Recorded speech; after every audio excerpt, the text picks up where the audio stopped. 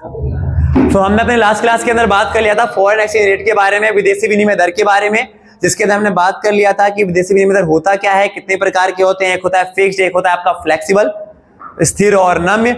आज की जो टॉपिक है हमारा, इसके अंदर हम बात करेंगे कि आखिर मुक्त बाजार में विनिमय दर का निर्धारण, यानी कि determination of exchange rate in free market. But इसको समझने से पहले ना हम पहले समझेंगे एक टॉपिक। ये टॉपिक है क्या है, क्वेश्चन क्या है, यानी क्वेश्चन भी समझ सकते हो। ये क्वेश्चन है आपका, जिस क्वेश्चन का मतलब है कि विदेशी मुद्रा की मांग क्यों की जाती है, क्यों हम डिमांड करते हैं फॉरेन करेंसी की। तो विदेशी मुद्रा की मांग करने के पीछे ना 4 कारण है कि हमें क्यों चाहिए फॉरेन करेंसी। तो फॉरेन करेंसी हमें चाहिए 4 कारणों से। पहला, अंतरराष्ट्रीय ऋणों का भुगतान करने के लिए। मान के चलो मैंने यूएसए वालों से लोन ले रखा है, मैंने ब्रिटेन वालों से लोन ले रखा है, तो जब मैंने उनसे लोन लिया है, उनसे कर्ज लिया है, तो उनका कर्ज मैं क्या रुपए में पे करूंगा? नहीं, किसमें करूंगा? फॉरेन करेंसी में। तो हमें फॉरेन करेंसी की आवश्यकता इसलिए होती है ताकि हम इंटरनेशनल डेब्ट को, यानी कि अंतरराष्ट्रीय कर्जे को चुका सकें। समझ आया भाई? दूसरा, हम जो लोग हैं वो विदेशी मुद्रा की मांग क्यों करते हैं? तो विदेशी मुद्रा की मांग इसलिए भी की जाती है ताकि हम क्या कर सकें, शेष विश्व में, यानी कि रेस्ट ऑफ वर्ल्ड में इन्वेस्ट कर सके। मान के चलो इंडिया का कोई बंदा अमेरिका में अगर इन्वेस्ट करेगा तो क्या वो रुपए में इन्वेस्ट करेगा? नहीं, वो तो इन्वेस्ट करेगा डॉलर में ना। तो फॉरेन करेंसी की मांग, विदेशी मुद्रा की मांग जो है वो 2 कारणों से हो गई। पहला कारण क्या था? कर्ज चुकाने के लिए, अंतरराष्ट्रीय कर्जा चुकाने के लिए, इंटरनेशनल डेब्ट। और दूसरा हो गया हमारे पास शेष विश्व में निवेश करने के लिए, रेस्ट ऑफ वर्ल्ड में इन्वेस्ट करने के लिए। क्योंकि अगर हम कहीं भी दूसरे देश में निवेश करेंगे ना, तो निवेश या इन्वेस्टमेंट करने के लिए हमें चाहिए होगा फॉरेन करेंसी, विदेशी मुद्रा। ठीक है। फिर तीसरा, विदेशों से क्रय यानी आयात करने के लिए। अब मान के चलो मैं बाहर से ना हम कोई चीज खरीदते हैं, तो अगर मैं बाहर से कोई चीज क्रय कर रहा हूं, खरीद रहा हूं, परचेज कर रहा हूं या आयात कर रहा हूं, तो उसका भी पेमेंट मुझे किस में करना पड़ेगा? फॉरेन करेंसी में ना। तो यानी फॉरेन करेंसी की आवश्यकता हमें यहां पर भी होती है, विदेशी मुद्रा की आवश्यकता। ठीक है। एंड देन फॉरेन करेंसी की आवश्यकता है किस लिए? ताकि निवासियों द्वारा विदेशी विनिमय का सट्टा व्यापार, देखो आमतौर पे क्या होता है ना कि जो देश के निवासी होते हैं, नागरिक होते हैं ना, वो इंटरनेशनल मार्केट के अंदर ना स्पेक्यूलेशन करते हैं, सट्टेबाजी करते हैं। सट्टेबाजी अगर मान के चलो हम विदेशी व्यापार पे सट्टा कर रहे हैं ना, तो हमें चाहिए होता है फॉरेन करेंसी। समझ में आया चीज? तो ये जो प्रश्न है आपका, ये प्रश्न क्या कहता है कि why do we need foreign currency, कि हमें विदेशी मुद्रा की आवश्यकता क्यों है? तो 4 कारण है इसके पीछे। पहला, अंतरराष्ट्रीय कर्जों को चुकाने के लिए, विदेशों में निवेश करने के लिए, उनसे सामान खरीदने के लिए, इंपोर्ट करने के लिए, एंड देन हमारे जो देश के नागरिक होते हैं उनके द्वारा सट्टेबाजी करने के लिए, यानी कि स्पेक्यूलेशन, इंटरनेशनल ट्रेड पर। ठीक है, समझा भाई? आया? तो ये है आपका वो टॉपिक जिसे हम कह रहे हैं कि विदेशी मुद्रा की हम मांग क्यों करते हैं। समझा? तो ये तो हो गया कि हम विदेशी मुद्रा की मांग क्यों कर रहे थे। अब जो हमारा अगला टॉपिक होता है, तो आखिर विदेशी मुद्रा की, विदेशी पूंजी की पूर्ति कौन करता है? मांग क्यों कर रहे हैं तो पता चल गया। तो आखिर फॉरेन करेंसी देश में आती कैसे है? सुना है ये चीज? तो जो पहला क्वेश्चन था वो ये था कि कहां कहां हमें चाहिए फॉरेन करेंसी, या हम फॉरेन करेंसी की आवश्यकता क्यों है हमें। और अब ये जो क्वेश्चन है कि फॉरेन करेंसी आती कहां से है, ठीक है, या फॉरेन करेंसी विदेशी मुद्रा की सप्लाई कौन कर रहा है। ठीक है। तो फिर हमारे देश में विदेशी मुद्रा कब आती है? तो पहला, विश्व को होने वाले निर्यातों से। निर्यात समझते हो ना, अपने देश से हम बाहर माल भेजेंगे। मान के चलो इंडिया ने यूएसओ को माल भेजा, सामान भेजा, वस्तु भेजी, मशीन भेजा, तो वो पेमेंट करेंगे ना, तो पेमेंट किस में करेंगे? डॉलर में। तो हमारे पास डॉलर आ जाएगी। समझ में आया चीज? दूसरा, देखो ये 2 वर्ड जो है ना, एक एक मार्क के क्वेश्चन पूछ जाते हैं वाले, कि प्रत्यक्ष विदेशी निवेश, फॉरेन डायरेक्ट इन्वेस्टमेंट क्या है? एफडीआई। एंड देन विदेशी संस्थागत निवेश, फॉरेन इंस्टीट्यूशनल इन्वेस्टमेंट क्या होता है? दोनों निवेश में क्या अंतर है, समझना ध्यान से। एग्जांपल के तौर पे हम देखते हैं बात। एफडीआई अभी बता रहा हूं। एक होता है आपका एफडीआई, फॉरेन डायरेक्ट इन्वेस्टमेंट, जिसे हम कहते हैं प्रत्यक्ष विदेशी निवेश, और दूसरा होता है हमारे पास फॉरेन इंस्टीट्यूशनल इन्वेस्टमेंट, एफआईआई, यानी कि आपका विदेशी संस्थागत निवेश। अब इन दोनों में देखो क्या अंतर है समझना। तो प्रत्यक्ष विदेशी निवेश में मैं दो एग्जांपल ले रहा हूं। मैंने एक एग्जांपल दिया कि भाई मिस्टर ए जो कहां से है, यूएसए से है, अमेरिका से है, ठीक है। इसने क्या किया है, तो इसने ना इंडिया के अंदर, इसने इंडिया में क्या किया है, तो इंडिया के अंदर यहां पर महाराष्ट्र में केएफसी की ब्रांच खोली है। क्या खोली है? केएफसी की ब्रांच। क्या केएफसी भारतीय कंपनी है? नहीं, केएफसी है बाहरी कंपनी, ठीक है। बट उसने अमेरिका की कोई कंपनी जो है, मान के चलो कोई भी अमेरिका बेस्ड कंपनी भारत में लगती है ना, तो इस चीज को हम कहते हैं प्रत्यक्ष विदेशी निवेश। समझ रहे हो? फॉरेन डायरेक्ट इन्वेस्टमेंट का मतलब क्या है कि कोई भी विदेशी व्यक्ति या कोई भी विदेशी कंपनी किसी दूसरे देश में जाकर के अपनी ब्रांच लगा दे, अपनी इकाई खोल दे, तो इसे हम कहते हैं क्या? प्रत्यक्ष विदेशी निवेश, यानी एफडीआई, यानी डायरेक्ट वहां जाकर के इन्वेस्ट किया गया है, डायरेक्ट वहां जाकर के एक कंपनी खोल दी गई है। समझ में भाई ये चीज? हाँ, अच्छा। अब कोई व्यक्ति आएगा अपने देश से और हमारे देश में कंपनी स्टैब्लिश करेगा, तो क्या रुपए में करेगा? क्या लेकर आएगा? डॉलर, विदेशी करेंसी आ जाएगी हमारे देश में। तो आपको समझ में आ गया होगा कि एफडीआई से भी करेंसी हमारे देश के अंदर आ जाती है। और दूसरा है एफआईआई। अब इसमें क्या अंतर है? तो इसमें व्यक्ति जो होता है ना, कोई कंपनी नहीं खोलता आकर के देश में, बल्कि वो हमारे देश की कंपनी में, यहां पर क्या था, ए यूएसए से आया और यहां पर केएफसी की ब्रांच खोल दी, ठीक है। केएफसी हमारे देश की नहीं है, बाहरी कंपनी, यहां पर आके खोल दी, पूरा इन्वेस्ट कर दिया, ठीक है। अब यहां पर क्या है, तो हमारे देश की कंपनी रिलायंस, रिलायंस में क्या हुआ है, ए ने जो यूएसए में रहता है, यहां इसने क्या किया है, इन्वेस्ट किया है। किसमें इन्वेस्ट किया? रिलायंस कंपनी में, भारतीय कंपनी में। समझे दोनों में अंतर? एफडीआई का मतलब होता है कि बाहरी बंदा आकर के विदेशी सेटअप करता है इंडिया में, और इसमें क्या हो रहा है, बाहरी बंदा विदेशी सेटअप नहीं कर रहा, बल्कि वो भारत में मौजूद किसी इंस्टीट्यूट में क्या कर रहा है, कि संस्था में इन्वेस्ट कर रहा है। इसी को हम कहते हैं एफआईआई। तो चाहे ये करे चाहे ये करे, पैसा तो दोनों लेकर आएगा। वो कौन सा पैसा? Foreign currency. समझ आया चीज भाई? आया? एफडीआई और एफआईआई में क्या अंतर है? इसमें पूरा का पूरा एक बिजनेस सेटअप किया जाएगा इंडिया के अंदर, बट इसमें बिजनेस पहले से इंडिया वाला है, बस पैसे लगाने हैं। समझ आया भाई? हाँ, तो इन दोनों से क्या हो जाएगा, भारत के अंदर विदेशी करेंसी आ जाएगी। तो विदेशी करेंसी कहां कहां से आती है? जब हम बाहर वालों को माल बेचते हैं तब, जब कोई बंदा आकर के फॉरेन डायरेक्ट इन्वेस्टमेंट एफडीआई कर दे, सीधे अपनी कंपनी लगा दे यहां पर, या फिर कोई बाहरी बंदा हमारी कंपनी में आकर के इन्वेस्ट कर दे, ठीक है। और देन 4 होता है क्या, कि जो भारत के गैर निवासी है ना, जो भारत में नहीं रहते, भारत से बाहर रहते हैं, उन लोगों के द्वारा भारत के घरेलू बाजार से कुछ खरीदना, भारत के जो डोमेस्टिक मार्केट है यहां से कुछ खरीदना, ठीक है। जैसे मान के चलो, जैसे कि हम लोग होते हैं ना, हम लोग जो है वो क्या करते हैं कि चाइना बेस्ड कंपनी अलीबाबा, वहां से कोई चीज हम अगर मंगाएं, अलीबाबा से अगर हम कोई मंगाते हैं चीज, ठीक है, तो ये हो गया कि हम जो लोग हैं ना, वो उनके घरेलू मार्केट से जाकर कुछ खरीद रहे हैं।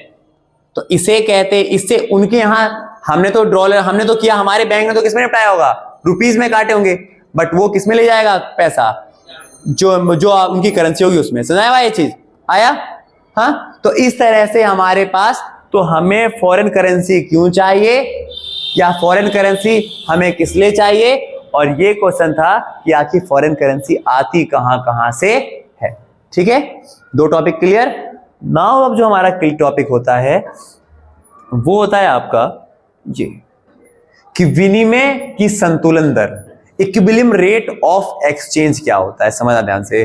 तो विनिमय की संतुलन दर को हमने पहले भी पढ़ा था, पार रेट ऑफ एक्सचेंज, समता की विनिमय दर। तो देखो, विनिमय की संतुलन दर का मतलब क्या है, कि वह दर जिस दर पर, वह दर या वह रेट जिस रेट पर सप्लाई और डिमांड दोनों क्या होते हैं, बराबर होते हैं, उसी को हम कहते हैं विनिमय की संतुलन दर, यानी the rate at which the demand of currency and the supply of currency equal, ठीक है। यानी वह दर जिस दर पर विदेशी करेंसी या करेंसी की मुद्रा और करेंसी की पूर्ति, सॉरी मांग और पूर्ति दोनों क्या हो, बराबर हो, तो उसे हम कहते हैं ये।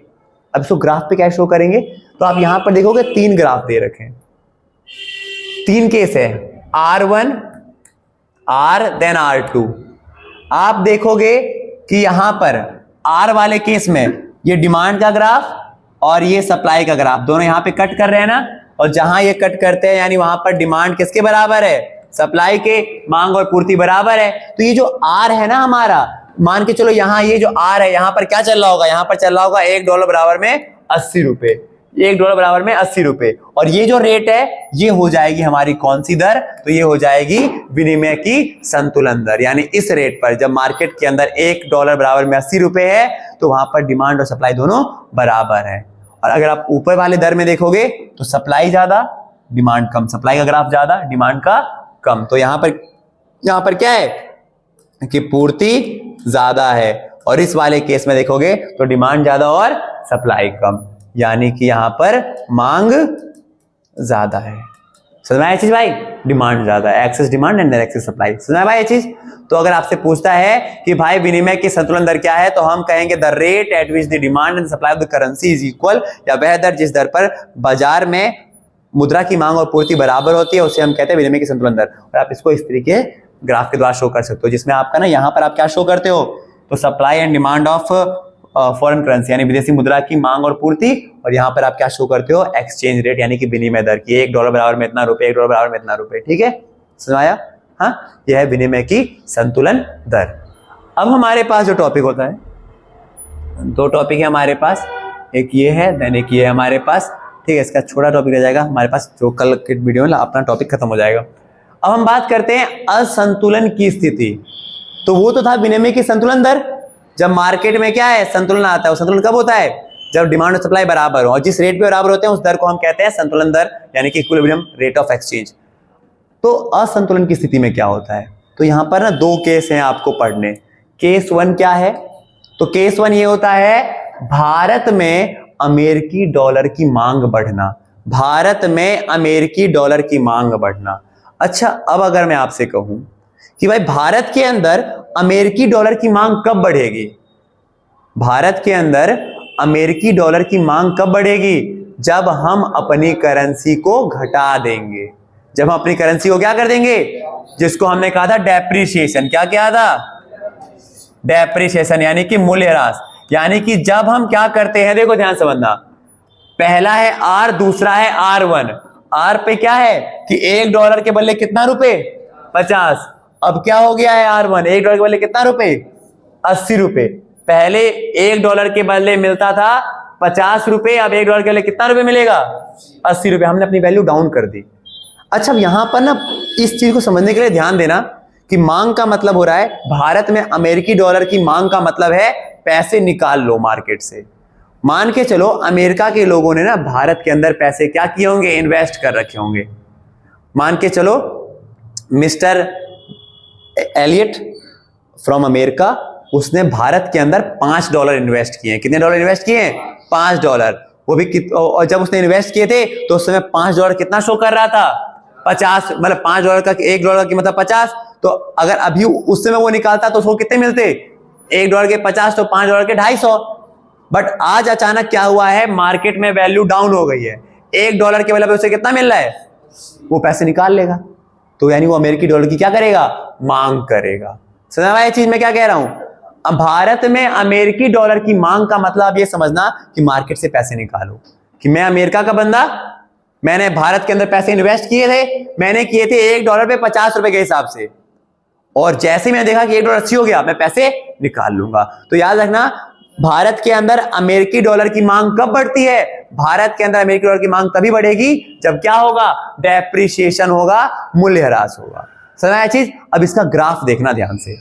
पहला ये वाला ग्राफ है, आर वाला ग्राफ। इस वाले ग्राफ पे मैंने कहा ना, यहाँ पे क्या है, $1 बराबर में कितना रुपए है, 50 रुपए। तो आप देख रहे हो इस केस के अंदर कि भाई यहाँ पे डिमांड मान के चलो हो रहा होगा कितने डॉलर का, $10 का। कितने डॉलर का, $10 का। पर जैसे ही हमने करेंसी की वैल्यू डाउन कर दी, ऊपर कर दिया, $1 बराबर में कितना कर दिया आपका, 80 रुपए। कितना कर दिया, 80 रुपए। ठीक है, तो इससे क्या हो गया, डिमांड क्या हो गई, बढ़ गई ना। देखो डिमांड बढ़ रही है, क्या हो रहा है, डिमांड जो है आपकी क्या हो गई है, बढ़ गई। ठीक है, तो भारत के अंदर, तो ये चित्र बनाना है आपको, भारत के अंदर अमेरिकी डॉलर का मांग तब बढ़ता है जब हम अपनी वैल्यू को डाउन करते हैं, अपनी करेंसी को घटाते हैं। ठीक है भाई, आया। हाँ, इसको आप ऐसे ग्राफ के द्वारा शो करोगे, एग्जाम्पल इस तरीके से, ठीक है।